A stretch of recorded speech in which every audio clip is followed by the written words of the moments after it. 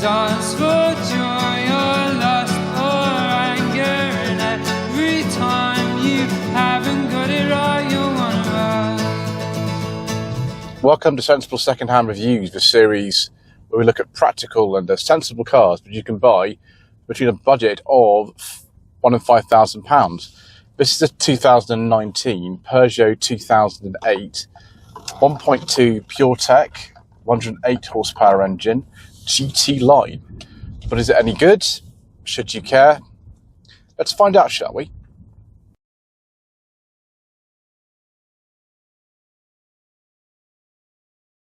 So the first generation 2008, based on the 208 and also some other cars on that same platform, was launched in 2013, continued until 2019 when it was replaced by the current car.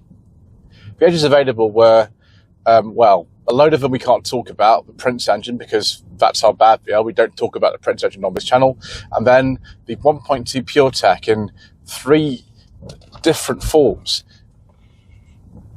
80 horsepower, 108 horsepower, and then 129 horsepower.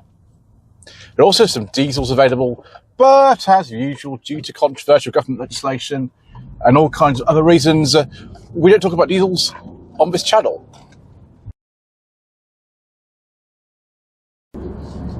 Instead, we're doing a 0 to 60 test, viewers, and I think Peugeot say will do 0 to 60 in around 10 seconds, which with this 6-speed manual, I do believe that.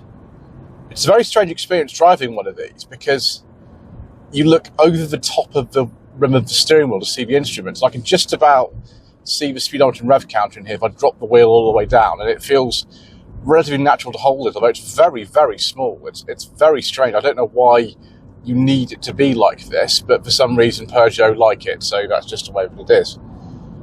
So yeah, I believe 0 to 60 claim about 10 seconds in this with the 6-speed manual.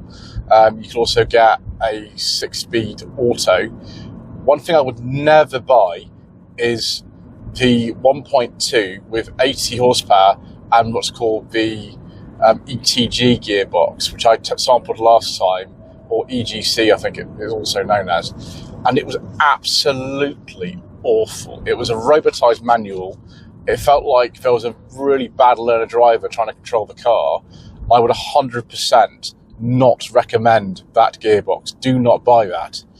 Also, of course, don't buy a Prince engine, don't buy a car engine we can't talk about, and also be wary of the wet belts on the 2008.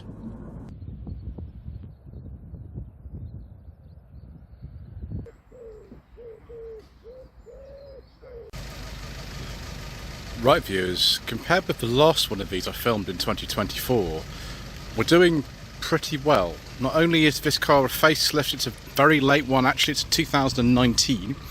It's also in the GT line trim, so it's, I think, near the top of the range.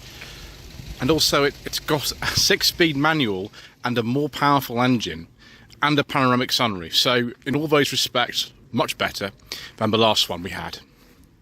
Unfortunately, it's still got a wet belt engine, so although it's right on the cusp when they changed the wet belt engines in these for better versions in 2019. So has it got one of the earlier ones or later ones? I'm not sure. Don't know how you check with one of these. Funnily enough, you've got this really weird sort of, I think it's a fake exhaust on the back. Yes, it is a fake exhaust down there. Why you need that on a car like this, I don't know. Never mind. We've got a nice parking sensor and reversing camera. Open up the boot.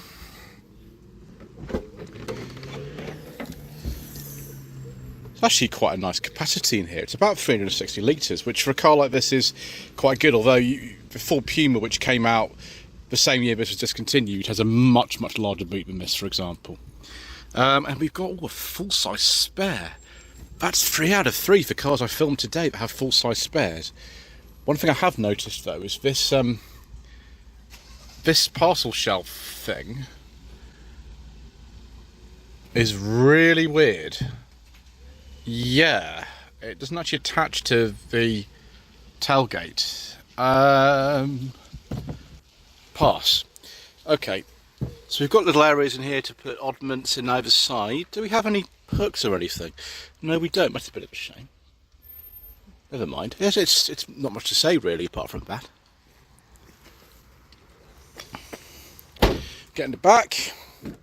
Now this is where actually the extra height does pay dividends over something like a normal 208, which is just based on, it had the same wheelbase as one of those too, although it's a bit longer. Oh, I don't want to make this piece of paper damaged. Oh no. Okay, we're going for it, viewers.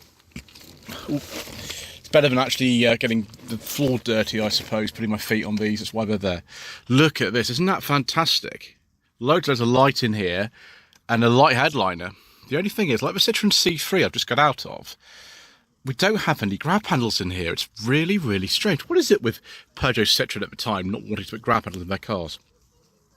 So we've got nice big door bins. Actually, materials feel quite nice in here, to be honest. Do we even have a centre armrest, or do we not? No, we don't. It's a shame we don't get one, but we've got little tiny windows in the C-pillars as well. And it looks very pristine. This car's quite low mileage as well. It's done about, I think, 30,000 miles or something like that. It's nice. Obviously, Summit Garage in Dudley, they pick their used cars very carefully in terms of the stock, so it's in great condition, this. Yeah, it's such a nice interior with this sort of light-cut headlining, and these little white bits on the side as well. For some reason, they make it look really modern and clean. I don't know why. The last one I filmed wasn't like this. Then we've got storage cubby there. Weird handbrake for some reason. I don't quite know why it's like that, but never mind. Yeah, so far we're doing quite well, viewers, really. Headroom is actually still okay, even with the panoramic sunroof, which takes a little bit of headspace away. But yeah, I like this sort of red stitching and things on a GT line model. Not too bad. Okay, viewers, I've already made that piece of paper dirty, so it doesn't matter if you make it dirty again. Oh. Peugeot stop and start system. So unlike some of the other PSA group cars at the time, if I put the key in,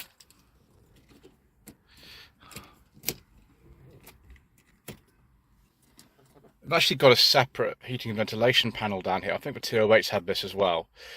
Very, very similar to a 208. We've got the dials that actually go over the top here, like this. So if you're a certain height, you can get the wheel to move down a bit, and then you can see over the top of the rim here, which actually kind of works okay.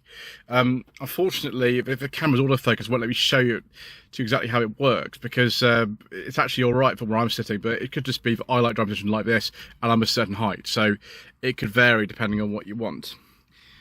Quite a basic old screen. I think it's a 7-inch or something on this one. Let me just check to see if it's written down in my notes here. Yeah, I think so. We've also got a drive mode select. I think this is for grip control, actually, on this particular car. It's not got 4-wheel drive, this. But we can put traction control, normal, also got snow mode, we don't need that. Mud mode, we don't need that. And sand mode. What exactly do they think someone's going to be doing in a 2008? Wow. So we got a USB port down there and a 12-volt socket, which I can't open for some reason. Never mind. But yeah, the controls look actually pretty straightforward. I don't know why they can't put these on, you know, Citroens as well that are similar to this design. One thing that is shaped like a C3 though is this. Yes, they haven't moved the glove box from left to right-hand drive, and so it's useless. Never mind.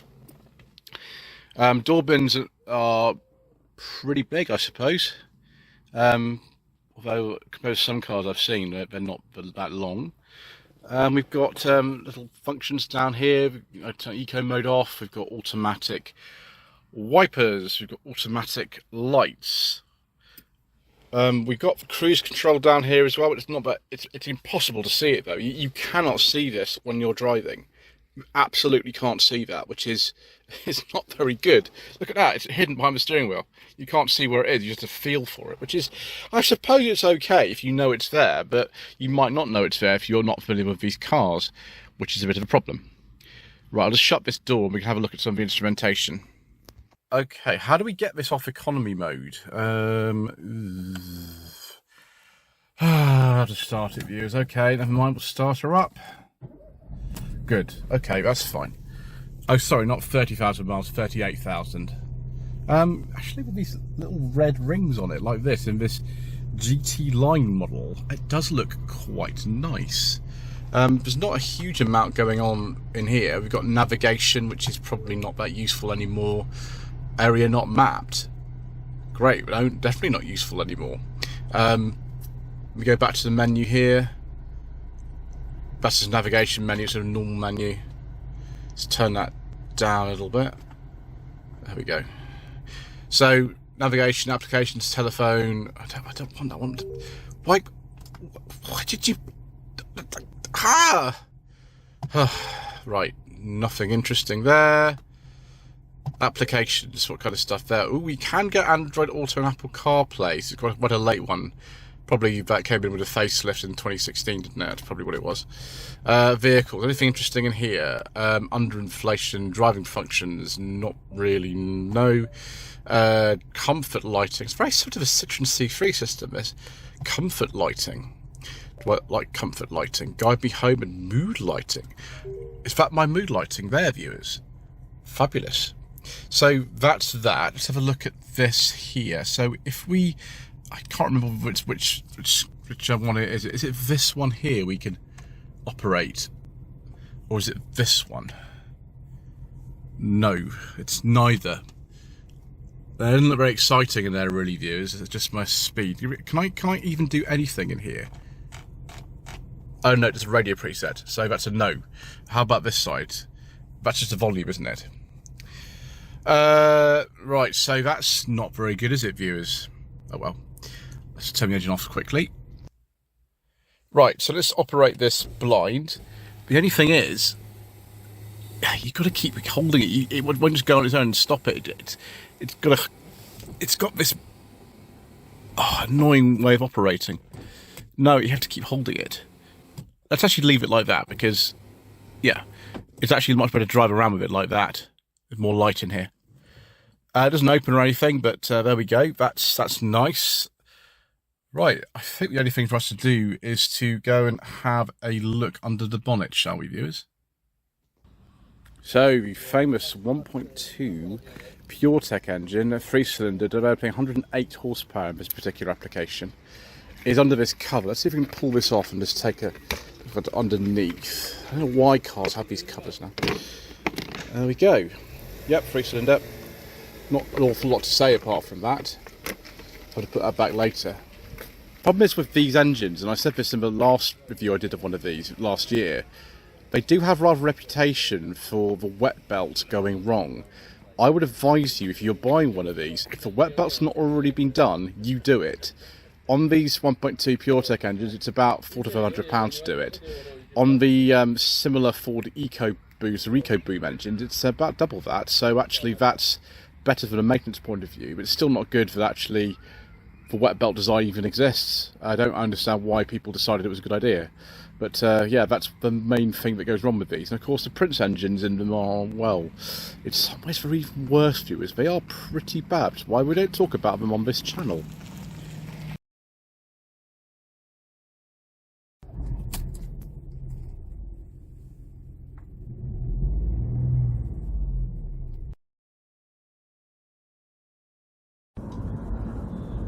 Actually, when you get over all the wet belt nonsense and use a manual gearbox rather than the terrible EGC thing, it's all right. It's got a surprising amount of power for a little car.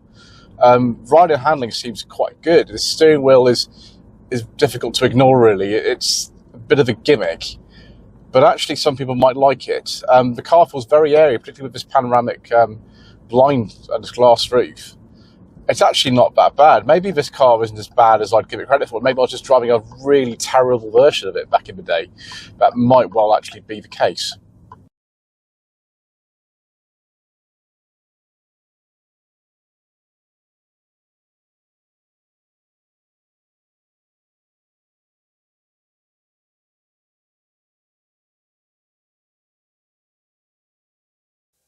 Let's now look at some trim levels for the first generation 2008.